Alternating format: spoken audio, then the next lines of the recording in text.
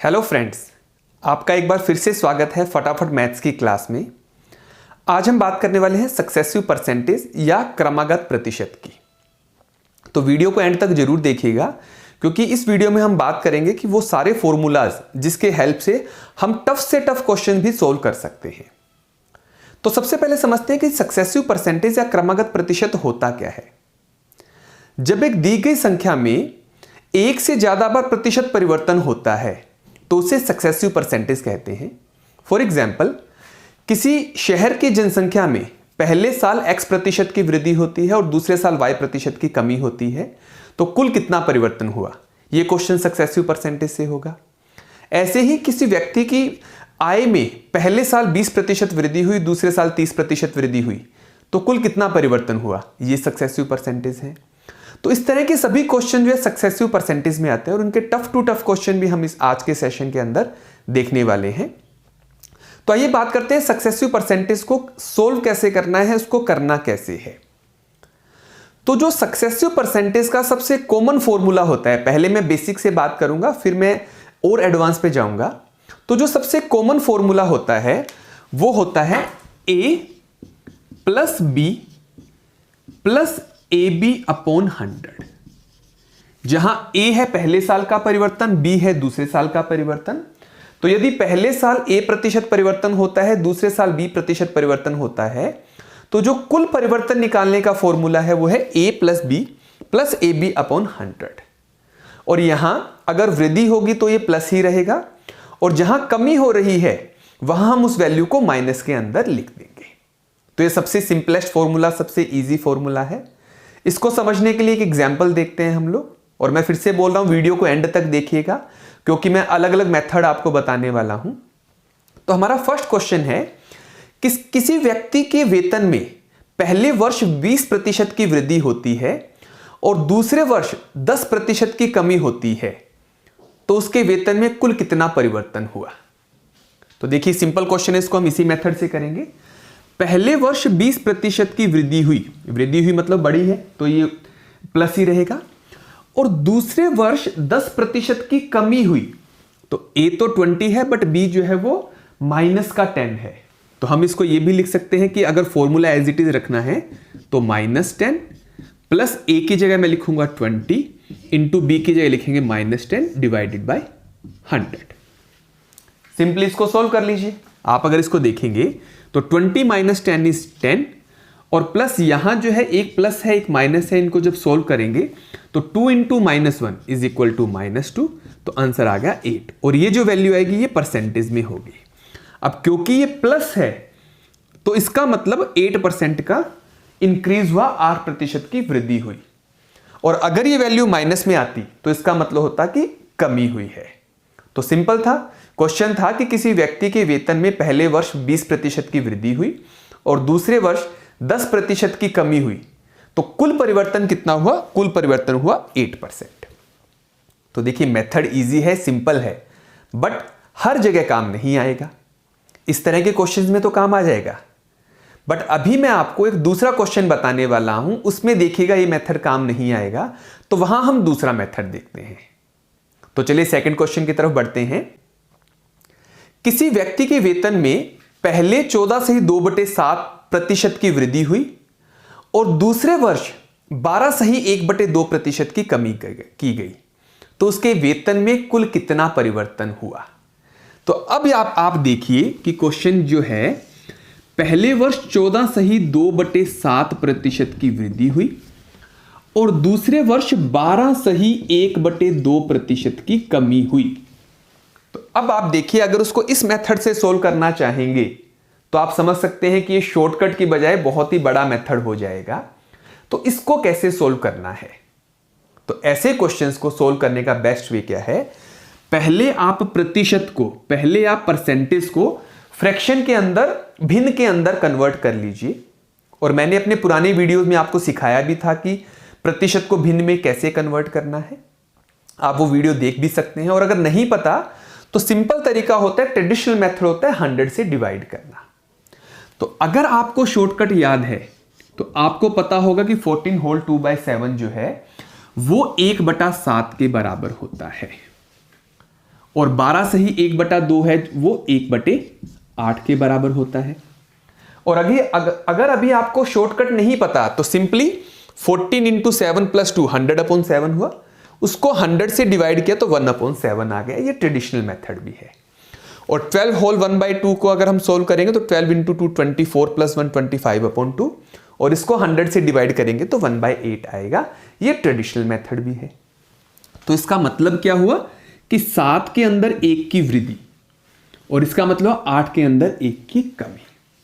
तो कैसे सोल्व करना है? देखिए, पहले वर्ष जो है वो 7 से 1 बढ़ गया, मतलब 8 हो गया। और दूसरे वर्ष 8 से 1 कम हुआ, तो पहले 8 था, अभी कम होके 7 हो गया।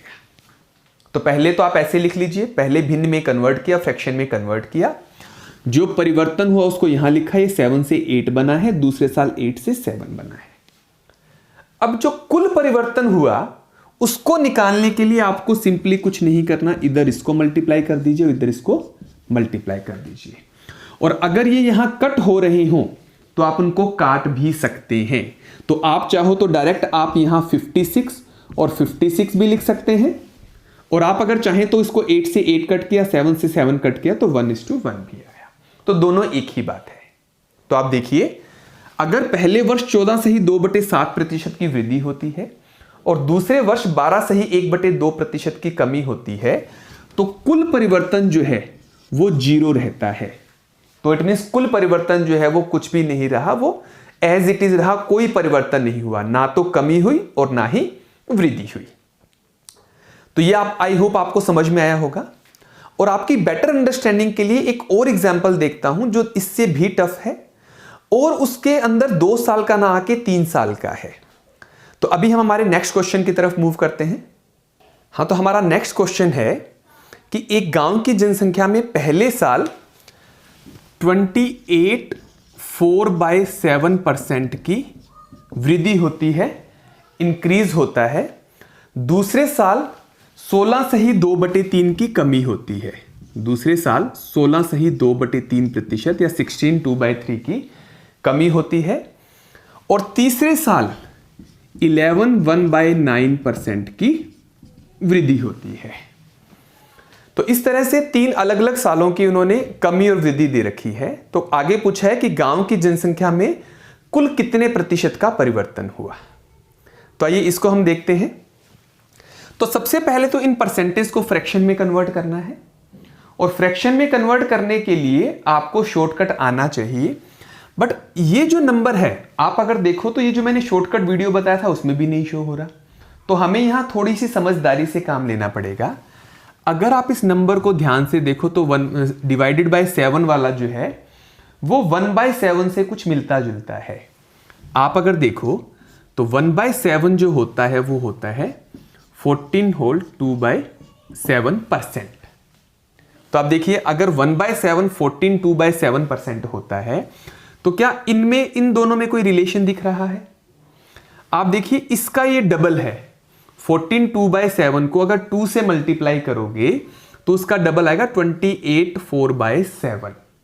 तो आप ये कह सकते हो कि जब 1/7 14 2/7 है तो ये नंबर जो है इसको 2 से मल्टीप्लाई कर दो तो 2/7 2/7 है।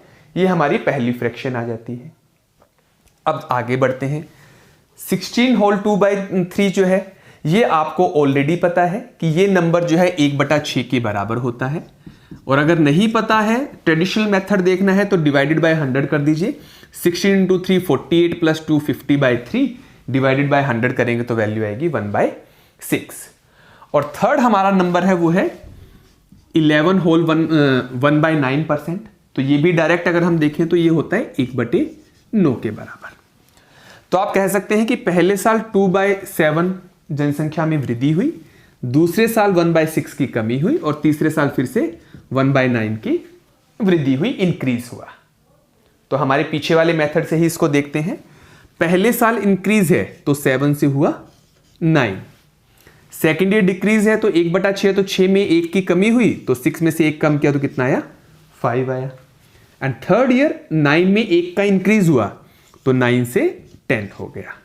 अब हमें क्या करना है? इनको मल्टीप्लाई करना है। बट जैसा कि मैंने बताया था आमने सामने आप कट भी कर सकते हो। तो आप देखिए 9 से 9 कट हो गया, यहाँ 2 से इसको कट करेंगे तो ये 3 आया और यहाँ ये वैल्यू आई 5। तो इनको मल्टीप्लाई किया तो वैल्यू आई 21 और यहाँ आता है 25। तो आप कह सकते हैं कि इन सारे परिवर्तन से जो टोटल जो चेंज हुआ वो ये हुआ कि पॉपुलेशन 21 से 25 होगी, मींस 4 का इंक्रीज हुआ। कितने में इंक्रीज हुआ? 21 में इंक्रीज हुआ। तो क्या हम ये कह सकते हैं कि जो परसेंटेज चेंज हुआ वो हुआ 4/21 इंटू 100। कैसा हम कह सकते हैं? बिल्कुल कह सकते हैं। तो इसको अगर हम सोल्व करते हैं तो ये आएगा 400 डिवाइडेड बाई 21। इसको अगर हम सोल्व करेंगे तो 21 का पहले 1 19, देन 9 1/21%। तो 19 1/21% जो है वो कुल परिवर्तन हुआ। और ये इंक्रीज हुआ या डिक्रीज हुआ? 21 से 24 हुई है तो मतलब बड़ा है। तो 19 1/27 जो है ये कुल परिवर्तन हुआ जनसंख्या के अंदर 3 साल के अंदर। तो ये आपको मेथड समझ में आया होगा। इसको अगर आपको नहीं समझ में आता है तो वीडियो एक बार दोबारा देखिएगा, बहुत ही अच्छा मेथड है। एक बार समझ में आ गया तो आपको बहुत हेल्प करने वाला है आपके एग्जाम के अंदर। और अभी एक और रूल बता रहा हूं जिसको आप याद रखिएगा कि यदि एक साल में किसी संख्या में x% की वृद्धि होती है और दूसरे साल x% की कमी होती है तो कुल परिवर्तन जो है वो होगा x²/100। तो आई रिपीट, अगर एक साल x% की वृद्धि होती है और दूसरे साल x% की कमी होती है तो जो कुल परिवर्तन है वो हमेशा x²/100 जो है परसेंट की कमी होगी। और ये जो वैल्यू है ये परसेंटेज के अंदर होगा। जैसे फॉर एग्जाम्पल अगर मैं कहूं कि एक व्यक्ति का वेतन पहले साल 20% बढ़ा और दूसरे साल 20% कम हो गया, पहले साल 20% इंक्रीज हुआ और दूसरे साल 20% डिक्रीज हो गया, तो कुल कितना डिफरेंस आएगा, कुल कितना परिवर्तन आएगा? तो शॉर्टेस्ट तरीका क्या है? 20 का स्क्वायर, x का स्क्वायर मतलब 400 डिवाइडेड बाय 100 तो इज इक्वल टू 4%। और जैसा कि मैंने कहा है ये हमेशा कमी होगी, तो ये 4% की इसकी कमी होगी। ये रूल हमेशा याद रखिएगा। सो आई होप ये बेसिक कॉन्सेप्ट आपको समझ में आया होगा सक्सेसिव परसेंटेज का।